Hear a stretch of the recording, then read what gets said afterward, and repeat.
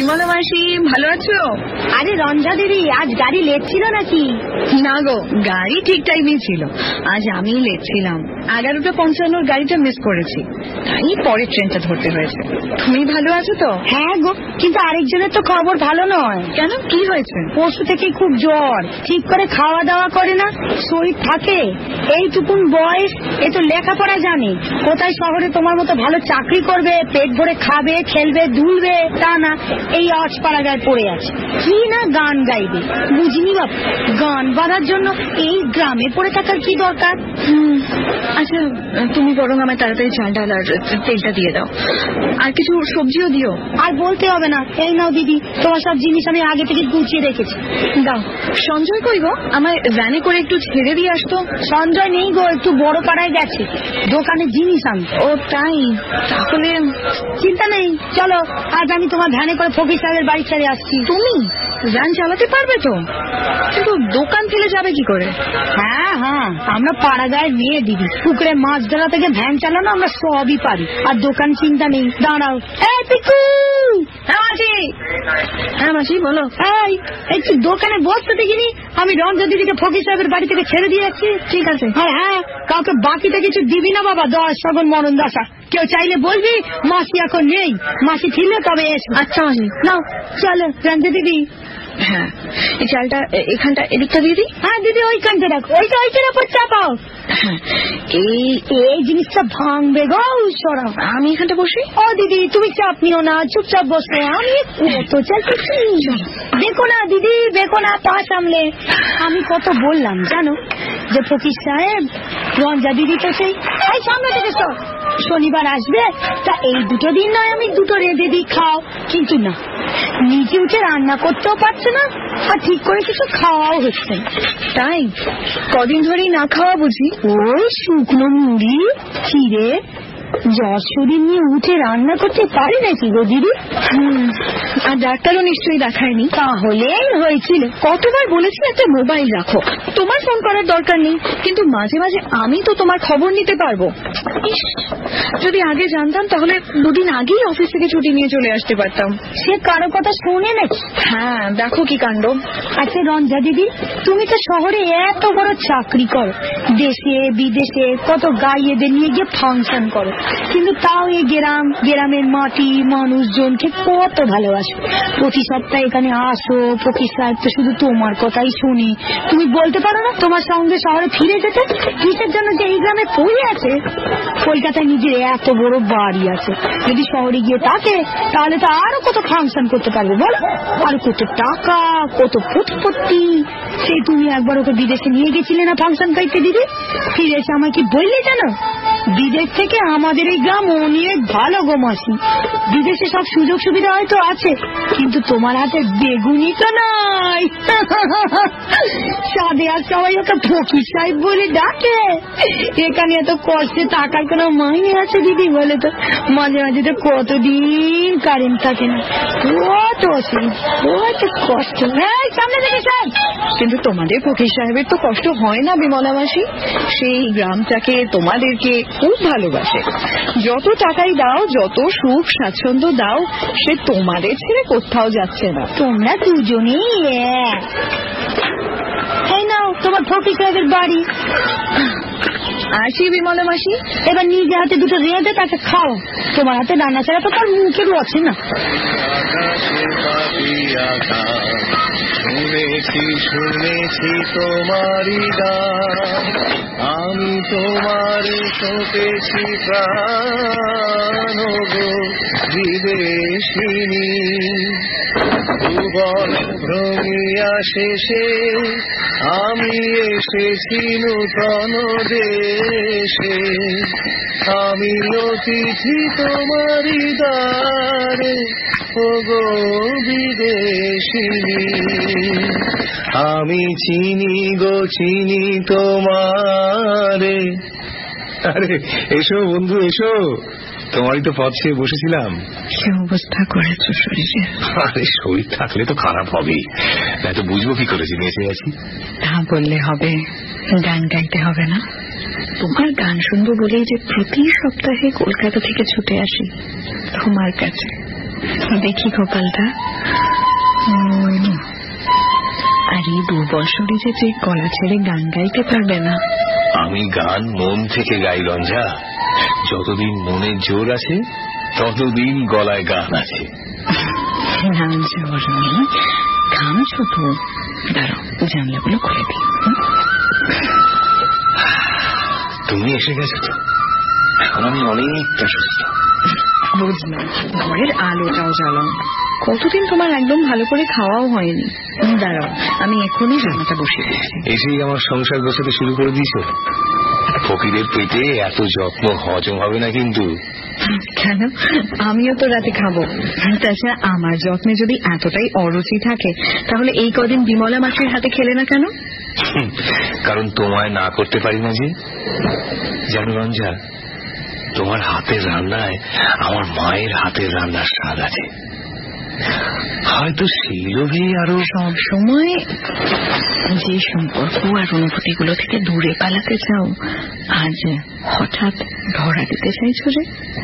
যতই পালাই, মায়ের স্মৃতিগুলো থেকে কি দূরে পালানো যায়? আচ্ছা, হালকা মসুরির ডাল আর বেগুন ভাজা করি। বিমলা মাসি তোমার জন্য গন্ধরাজ লেবুও পাঠিয়েছে। সবে জ্বর থেকে উঠেছো, আজ বরং একটু হালকা খাও, কাল না হয় মাছ বানিয়ে দেবো। কেন? এটাই বা খারাপ কি? তোমার অসুবিধা নেই তো? আমার কিসের অসুবিধে? আমি তো অনেক দিন হলো সংসার ছাড়া, কিন্তু তুমি তো এখনো an esteemed member of the concrete culture. সারা সপ্তাহ শহরের আদব কায়দায় মানিয়ে চলো। এই সাধারণ খাবার কি আর? তুমি আমায় আজও ছিল না মোল্লার। তুমি ঠিকই বলেছ, আমি শহরের আদব কায়দায় মানিয়ে নি। তাই তো প্রতি সপ্তাহে তোমার কাছে ছুটে আসি। কেন আসো রঞ্জা? কিসের আশায় প্রতি সপ্তাহে তুমি আমার কাছে ছুটে আসো? হ্যাঁ, নিজেকে খুঁজে পেতে, তোমাকে আর একটু কাছে করে পেতে, এইভাবে তোমার বুকে মাথা রেখে একটু শান্তি পেতে। তুমি এইভাবে আমার মাথায় হাত বুলিয়ে দিলে একটা সুন্দর স্বপ্নের কোলে ঝুলে পড়তে,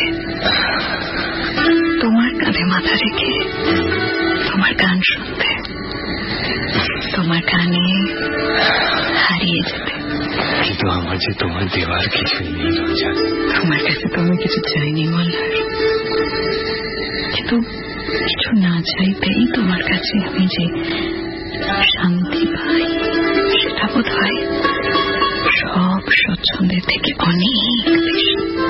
আমি যে শুধুই তোমার বুকে মাথা রেখে তোমার গান শুনতে চাই, তোমায় কিন্তু চোখ ভরে দেখতে চাই, কাছে রেখে তোমায় আদর করতে চাই।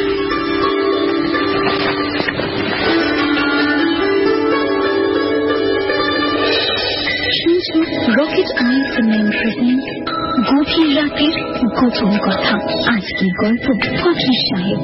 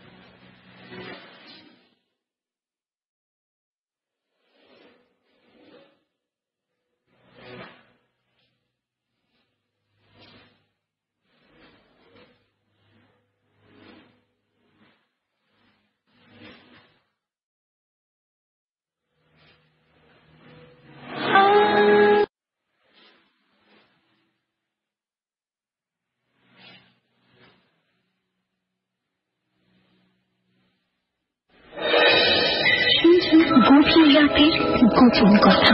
আজকের গল্প ফকির সাহেব।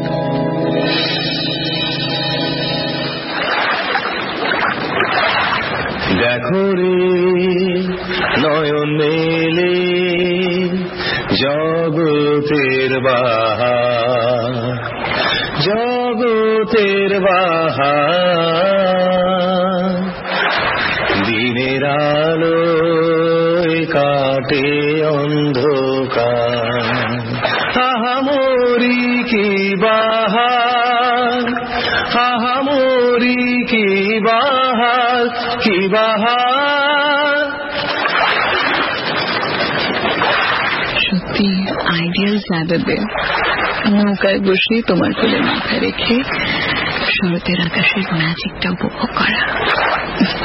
দেখো পরিষ্কার নীল আকাশ, মনে হচ্ছে মেঘগুলো আজ ছুটিতে, তাই তো আনন্দে খেলে বেড়াচ্ছে। রোম রেল লাইনের ধার দিয়ে সারি সারি কাশফুলের মেলা, মনে হয় এই বুঝি মাঠের ওপার থেকে ছুটতে বেরিয়ে আসবে অপু আর দুর্গা। আকাশে বাতাসে এরকম একটা পুজো পুজো গন্ধ, তার সাথে তোমার গান। তোমার মনে আছে বলে পুজোর সময় 2012 সালে পুজোর সময় তুমি প্রথমবার ব্রুকলিনে পারফর্ম করলে? তার আগে ফকির সাহেবের নাম কেউ শোনেইনি। তুমি স্টেজে উঠে সবে প্রথম লাইনটা ধরেছ, দেখো রে নয়ন মেলে। অডিয়েন্স পুরো ফেটে পড়ছে, গোটা স্টেডিয়াম তোমার সঙ্গে গাইছে, সবার মুখে একটাই নাম, ফকির সাহেব, ফকির সাহেব।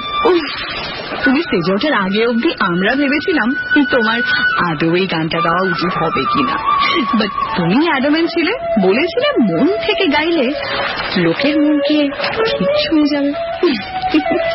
তাছাড়া মানিকবাবুর সৃষ্টি বিশ্ববিখ্যাত, তখনই বুঝেছিলাম তুমি বাকি সবার থেকে আলাদা। কিরকম? তোমার জেদ। আমার জেদ? হ্যাঁ, তোমার জেদ, তোমার আত্মবিশ্বাস যে মন থেকে যে গানই ধরবে সেই গান ঠিক বাকিদের মন ছুঁয়ে যাবে। কারণ মিউজিকের কোনো ভাষা নেই, কোনো জাত নেই, কোনো ধর্ম নেই, কোনো জনরা নেই। মিউজিক শুধুই মিউজিক হয়। তাই তো, সঙ্গীতকে কি কখনো গণ্ডির মধ্যে বেঁধে রাখা যায়? এই যে মাঝি নৌকো বাইছে, জলের স্রোতে আমাদের নৌকো এগিয়ে চলেছে, তাতেও একটা সঙ্গীত আছে। হাওয়া দিলে যখন গাছের তাল পাতাগুলো লড়ে, তাতেও তো সঙ্গীত আছে। পুকুরে যখন দুটো বক কথা বলে, দেখো তাতেও সঙ্গীত আছে। আবার সন্ধ্যাবেলা যখন বিমলা মাসি ঠাকুর নাম জপ করে, তাতেও কিন্তু সঙ্গীত আছে। তা এগুলোকে তুমি কি কোনো নির্দিষ্ট জনরায় ভাগ করতে পারবে? না, পারবো না। তাই তো তুমি বাকিদের থেকে আলাদা। তোমার চিন্তা ভাবনা, তোমার জীবনকে দেখা পরিভাষা বাকি সববার থেকে আলাদা। আর তাই দেশে বিদেশে তোমার এত নাম, এত চাহিদা। এই জানো, টরন্টো মিউজিক ফেস্টিভ্যাল থেকে ডাক এসেছে, তুমি যাবে? দেখি না, বলো তুমি যাবে? এরকম সুযোগ বারবার আসে না মল্লার। আমরা আবার একসাথে কতটা সময়। রঞ্জা, ভবিষ্যতে কখন আমরা একসাথে থাকতে পারবো তুমি এখন বসে সেটা ভাবছো, যখন এই মুহূর্তে আমরা একে অপরের এত কাছে রয়েছি। আর তোমার কাছে আসার জন্য, তোমাকে নিজের করে পাওয়ার জন্য আমার কোনো বাহানার দরকার নেই। আমার যখন ইচ্ছে আমি তখনই তোমায় এইভাবে জড়িয়ে ধরতে পারি, তোমার ঠোঁটে নিজের ঠোঁট ছোঁয়াতে পারি। এখানেই নয়, কি ভাববে? কি ভাববে? যে নৌকো বাইছে, না ওই পাগলা মেঘগুলো যারা নিজের আনন্দ ছুটে বেড়াচ্ছে, না ওই রাখাল ছেলেটা যে নিজের মনে বাঁশি বাজাচ্ছে। রঞ্জা, তোমার শহরে সবার সামনে হাত ধরে প্রেমিকাকে চুমু খাওয়া অপরাধ, কিন্তু আমার এই গ্রামে এদের হয়তো শহুরে লোকেদের মতন পুঁথির বিদ্যে নেই, কিন্তু তাও এরা অনেক শিক্ষিত, অনেক শিক্ষিত লোকেদের থেকে অনেক বেশি সভ্য, জানো। এরা ভালোবাসতে লজ্জা পায় না, এরা কাছে টানতে ভয় পায় না, এরা নিজেদের মর্জির মালিক। যখন যা করতে ইচ্ছে করে তখন তাই করে, যখন ঝগড়া করতে ইচ্ছে করে তখন প্রাণ ভরে ঝগড়া করে, যখন কাছে টেনে ভালোবাসতে ইচ্ছে করে তখন তাকে কাছে টেনে ভালোবাসে, আদর করে। বাকি সবাই কি ভাবলো, কি বললো, সেই চিন্তা এদের নেই।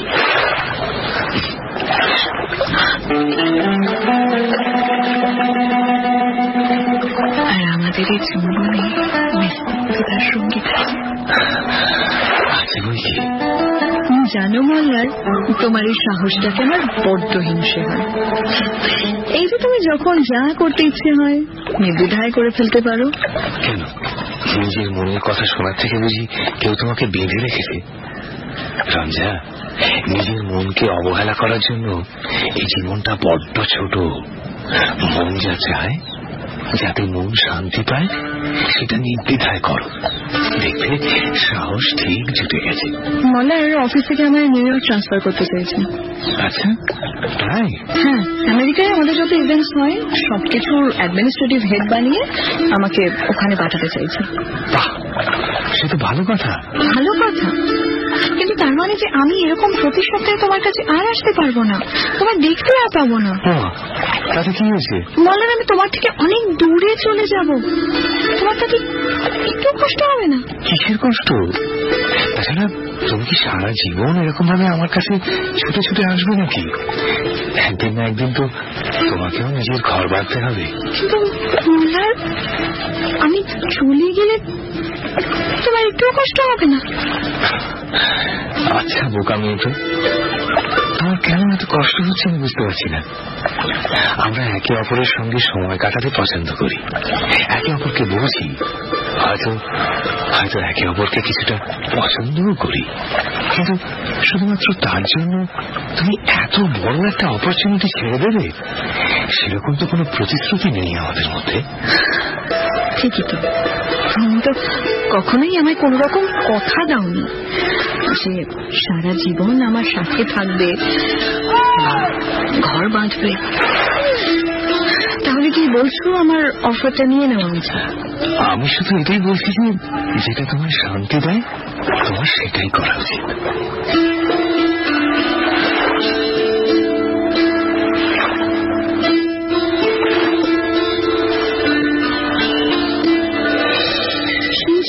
গভীর রাতের গোপন কথা, আজকের গল্প ফকির সাহেব।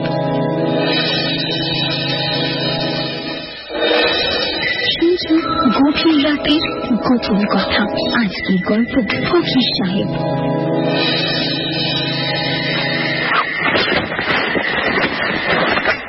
দেখো রঞ্জন, তুমি তুমি কি কারণে এত অভিমান করছো আমি কিন্তু সত্যি বুঝতে পারছি না। ঠিকই তো, তুমি তো কখনোই আমাকে কোনো অধিকার দাওনি, তাই তোমার উপর অভিমান করাটাও সাজে না। দেখো রঞ্জন, তুমি কিন্তু প্রথম থেকেই জানতে যে বিয়ে, সংসার, এইসব এসব আমার কাছে একটা সামাজিক ছলনা, ভালোবাসা, অনুভূতি আমার কাছে এসব মিথ্যে। আর তুমি এসব জেনেও আমার কাছে এসেছো, তাহলে আজ কেন এই মিথ্যে এক্সপেকটেশন? কেন? রাইট, এক্সপেকটেশন থাকবে না ভেবেছিলাম, বাট আমাদের এই সম্পর্কে যে কোনো ইমোশনও থাকবে না সেটা কখনো ভাবিনি।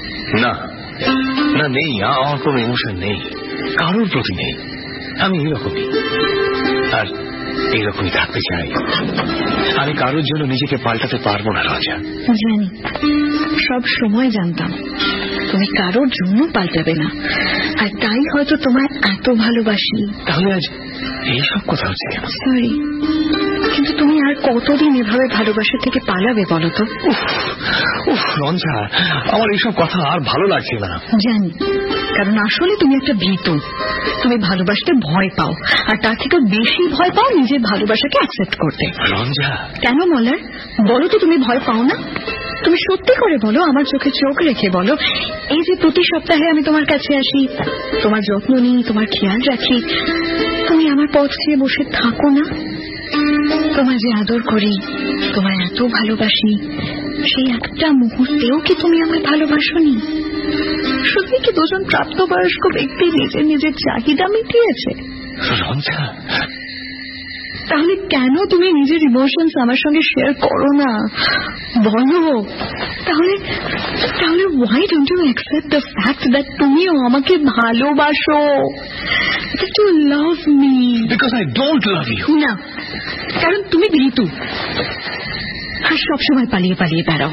তাই তো নিজের মায়ের মৃত্যুর পর এই গ্রামে পালিয়ে চলে এসেছো। রঞ্জা, কে তোমাকে এসব কথা বলেছে? তুমি আমার মায়ের সম্পর্কে এসব কথা কোথা থেকে জানলে বলো তো? একটা কাজে তোমার পাড়ায় গিয়েছিলাম গত সপ্তাহে, এই 17/29 বীরপাড়া, দমদম। একটা ইভেন্টের রেকি করতে গিয়েছিলাম। তুমি একবার কথায় কথায় আমার অ্যাড্রেসটা বলেছিলে না? তুমি নিজের ব্যাপারে কিছুই বলা পছন্দ করো না, তাই তোমার কাছে জিজ্ঞেস করিনি। কিন্তু সেদিন তোমার বাড়ির অত কাছে গিয়ে তোমার ব্যাপারে আরেকটু জানবার লোভ সামলাতে পারলাম না। তোমার বাড়ির কাছেই একটা যে পানের দোকান আছে, সেখানে ওই ছেলেটির সঙ্গে কথা বলতে বলতে জানতে পারলাম যে তোমার মায়ের মৃত্যুর জন্য তুমি দায়ী, আর তাই তুমি বাড়ি থেকে পালিয়ে এসেছো। মিথ্যে, সব মিথ্যে। হ্যাঁ, সব মিথ্যে, সবাই মিথ্যে। তাহলে সত্যিটা কি মিস্টার মল্লার? আমি পালাইনি। আমি শুধু আমার গানে আমার মাকে খুঁজে পাওয়ার চেষ্টা করেছি। আমার মা খুব সুন্দর গান গাইত। আমাদের বাড়ির চিলে কোঠার ঘরে আমার মায়ের একটা পুরনো হারমোনিয়াম ছিল। মা বলতো বিয়ের সময় বাপের বাড়ি থেকে মা ওই হারমোনিয়ামটা নিয়ে এসেছিল। আমার বাবা এসব গান বাজনা একদম পছন্দ করত না। ইনফ্যাক্ট মা যে গান গাইত সেটাও বাবার খুব অপছন্দ ছিল। তাই বাবা মায়ের হারমোনিয়ামটাকে চিলে কোঠার ঘরে ফেলে রেখেছিল। বাবা যখন কোর্টে বেরিয়ে যেত, মা আর আমি চিলে কোঠার ঘরে গিয়ে হারমোনিয়াম বাজিয়ে গলা ছেড়ে গান গাইতাম। আমার প্রথম গান শেখা আমার মায়ের কাছে। আমাদের বাড়িতে সবাই ব্যারিস্টার, আমাকেও তাই ব্যারিস্টারি পড়তে হবে। বাবার মতো চৌধুরী বাড়ির কোন বউ বা সন্তান গান গেয়ে লোকের মনোরঞ্জন করবে না। বাবার সাজানো হাই প্রোফাইল কর্পোরেট লাইফে মা নিজেকে অনেকটা মানিয়ে নেওয়ার চেষ্টা করেছিল জানো, কিন্তু করেও যখন আর পারেনি তখন নিজেকে খুঁজে পাওয়ার জন্য নিজের শান্তির জন্য গান গাইত। আমার ব্যারিস্টারিতে একদম মন ছিল না, আমি শুধু গান গাইতে চাইতাম। মা আমার কষ্টটা বুঝতে পারত। বাবাকে একদিন সাহস করে বলল, আর বাবার রাগের মাথায় মায়ের হারমোনিয়ামটা জ্বালিয়ে দিল। মায়ের বেঁচে থাকার সেই একমাত্র কারণটাও বাবার নিজের দম্ভে আর জেদের বশে জ্বালিয়ে দিল। মা সেটা সহ্য করতে না পেরে হার্ট ফেল করল। আমার দোষ, আমি 10 দিন ঘরে অজ্ঞান ছিলাম। যখন জ্ঞান ফিরল তখন মা নেই। সেদিন মাকে হারানোর দুঃখটা বেশি ছিল না বাবার থেকে প্রতিশোধ নেওয়ার রাগ, জানি না। বাবার অহংকার ছিল যে তার পরিবারের সবাই ব্যারিস্টার, আমিও তাই ভাবো। তাই বুঝলাম বাবার অহংকারকে চূর্ণ বিচূর্ণ করে দিতে তার দম্ভকে পায়ের তলায় পিষে ফেলার একটাই রাস্তা, ব্যারিস্টারি ছেড়ে দিলাম। মায়ের একটা শাড়িতে কিছু জামা কাপড় আর কিছু জমানো টাকা নিয়ে বেরিয়ে পড়লাম। ঠিক করলাম বাবা যেটা সবচেয়ে অপছন্দের আমি সেটাই করব, শুধু গান গাইব, আর নিজের গানে আমার মাকে খুঁজে পাবো, আমার মাকে। সরি মলার, আমি যে কিছুই জানতাম না। আমার জন্য আমার মা আমাদের ছেড়ে চলে যায়নি, সবের জন্য আমার বাবা দায়ী। কিন্তু মল্লার, তোমার বাবার যে বড্ড শরীর খারাপ, তুমি একবার তাকে দেখতে যাবে না?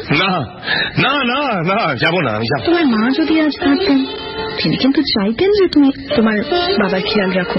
তাকে সম্মান করো। রঞ্জা, রঞ্জা, আমি যাকেই ভালোবেসেছি, নিজের কাছে পেতে চেয়েছি, সেই আমাকে ছেড়ে চলে গেছে। কেন বলেছ? কেন? আমি কি এতই খারাপ? না না না মল্লার, একদম না। তুমি খুব ভালো, তুমি খুব ভালো মল্লার। শান্ত হন মল্লার, শান্ত শান্ত। গভীর রাতের গোপন কথা, আজকের গল্প ফকির সাহেব।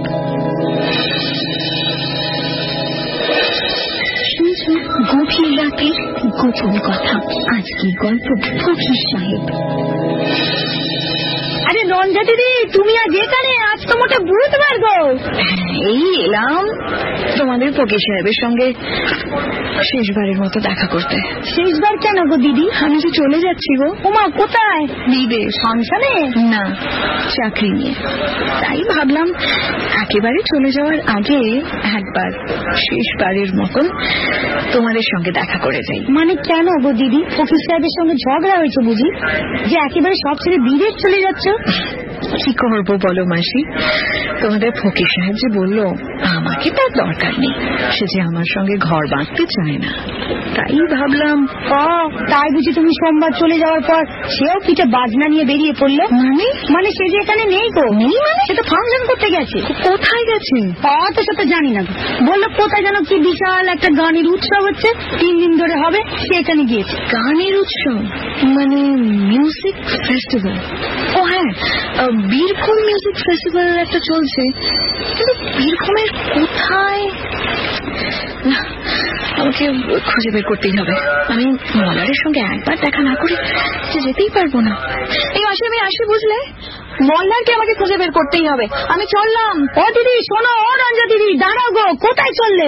কোথায় খুঁজলে তুমি ফকির সাহেবকে? ও রঞ্জা দিদি। হ্যালো হ্যালো রোহন, শোনা, জাস্ট ফাইন্ড আউট বীরভূমে কোথায় ফেস্টিভ্যাল হচ্ছে, music festival. I don't have much time. Ranja, তুই কোথায় থেকে বলছিস? আমি বোলপুরে, কিন্তু তুই আমাকে তাড়াতাড়ি খবরটা দে। But what's the matter Ranja? ইভেন্টটা তো আমাদের নয়, কোনো স্পেশাল পারফর্মারের খোঁজ পেলে নাকি? না না না, ইটস পার্সোনাল। মল্লার পারফর্ম করছে, আমাকে ওকে খুঁজে বের করতে হবে। I must meet him before I leave. Cool 10 মিনিটে আমি কল ব্যাক করছি। একটু তাড়াতাড়ি করিস প্লিজ। আরে চাপ নিস না, তোর ফকির সাহেবকে খুঁজে বের করবোই। তুমি কোথায় মল্লার? কোথায় তুমি? তোমার সঙ্গে একবার দেখা না করে যে আমি যেতেই পারবো না। হ্যাঁ রোহন বল। আচ্ছা শোন, বক্রেশ্বরে শ্রাবণী উৎসব চলছে, ওই যে সব বাঘ ধরে নিয়ে যায় শিবের মাথায় জল ঢালতে। একটা বিশাল মেলার মতো হচ্ছে, যেখানে বীরভূম জেলা এবং আশপাশের প্রচুর ফোক আর লাইট সিঙ্গাররা পারফর্ম করে। সেটাই বোধহয় মিউজিক ফেস্টিভ্যাল বলছে। আচ্ছা, তুই শিওর তো বক্রেশ্বরে? হ্যাঁ রে, তাছাড়া তো ওখানে কোনো ফেস্টিভ্যাল আর কিছু হচ্ছে না। You might just try your luck. Thanks রে, থ্যাঙ্কস। পরে কথা হবে, বাই। ভাই শোনো শোনো, এখানে কোথাও শ্রাবণী উৎসব হচ্ছে? ওই শিব মন্দিরের মাথায় বাইরে রিক্সা আছে, বললে পৌঁছে দেবো। আচ্ছা ঠিক আছে, থ্যাংক ইউ। এইটা শ্রাবণী উৎসব, এত লোকের ভিড়ে আমি কোথায় খুঁজবো মল্লারকে? আদৌ এখানে আছে কিনা? দাদা শুনছেন? ফকির সাহেব বলে কেউ গান গাইছেন? ফকির সাহেব? না, আমি তো আজই এসেছি এখানে। ও দিদি, চুরি লাগবে নাকি? তুমি ফকির সাহেবকে দেখেছো? তুই এখানে গান গাইছেন? চুরি নিন না দিদি, খুব সুন্দর চুরি, মাত্র 10 টাকায়। আচ্ছা নেবো, তার আগে বলো না, এখানে ফকির সাহেবের গান শুনেছো?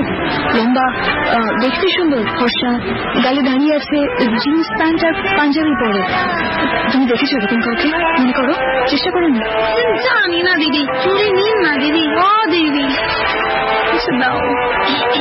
দিদি দিদি, এখানে 3 দিন ধরে অনেকেই গান গাইছে, সবার নাম তো জানি না, কিন্তু একজনকে দেখেছি, অনেকটা তুমি যেমন বললে ওরকমই দেখতে, তবে সে শহরের কোনো বাবু হবে, এখানে নয়।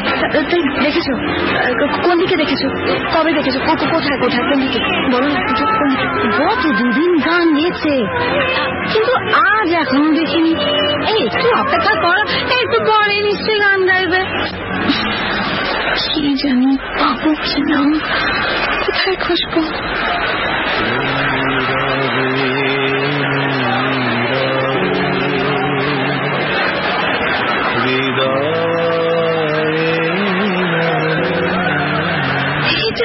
এটা বললাম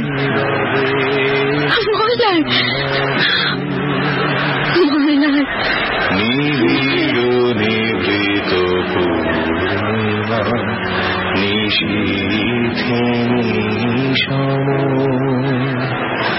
তুমি রবে নীরবে হৃদয়ে মম তুমি রবে নীরবে নিবৃত পূর্ণিমা নিশীথে নিশম তুমি রবে নীরবে।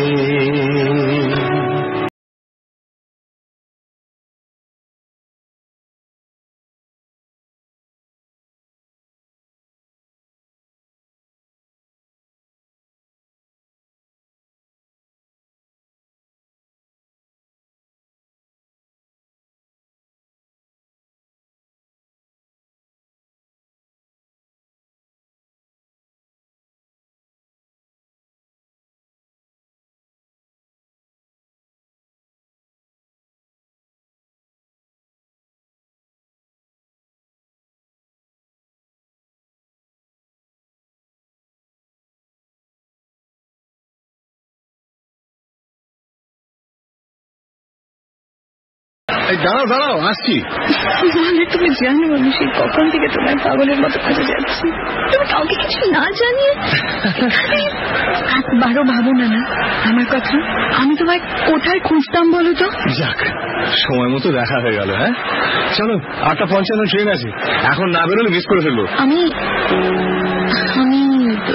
বাবা, সুটকেস নিয়ে একেবারে? হ্যাঁ, চাকরি বাকরি ছেড়ে আমার সঙ্গে একসাথে থাকার ইচ্ছে আছে নাকি? না, আজ আমার আমেরিকা যাওয়ার কথা, কিন্তু তাহলে শেষ মেশ বুঝলে তোমার শান্তি কিসে? আজ সত্যি বুঝতে পেরেছি কিসে আমার আসল শান্তি। ভেবেছিলাম তোমায় ছেড়ে যাওয়ার আগে শেষবারের মতো তোমায় দেখে যাব, কিন্তু যখন তোমায় খুঁজে পেলাম না, পাগল পাগল লাগছিল। ভাবছিলাম যদি আর কোনোদিন তোমায় খুঁজে না পাই, যদি আর কোনোদিন তোমায় দেখতে না পাই, যদি আর কোনোদিন তোমায় ছুঁতে না পাই। আর আজ সারা দিন ধরে তোমায় খুঁজে বের করার সেই সংগ্রামে বুঝতে পারলাম আমার আসল শান্তি কোথায়। তোমার কাছে ফকির সাহেব, তোমার কাছে। তোমাকে দেখতে পাওয়া আমার আসল শান্তি, তোমায় ছুঁতে পেলে আমার আসল শান্তি। কিন্তু আমার যে আজও তোমাকে কিছুই দেওয়ার নেই। আমার যে তোমার কাছে কিছু চাই না ফকির সাহেব, আমার তোমার জীবনে জায়গা চাই, শুধু তোমার পাশে একটু জায়গা চাই, তাহলেই হবে। এখানকার পালা তো শেষ, চলো তাহলে এবার আমাদের বাড়ি ফেরা যাক।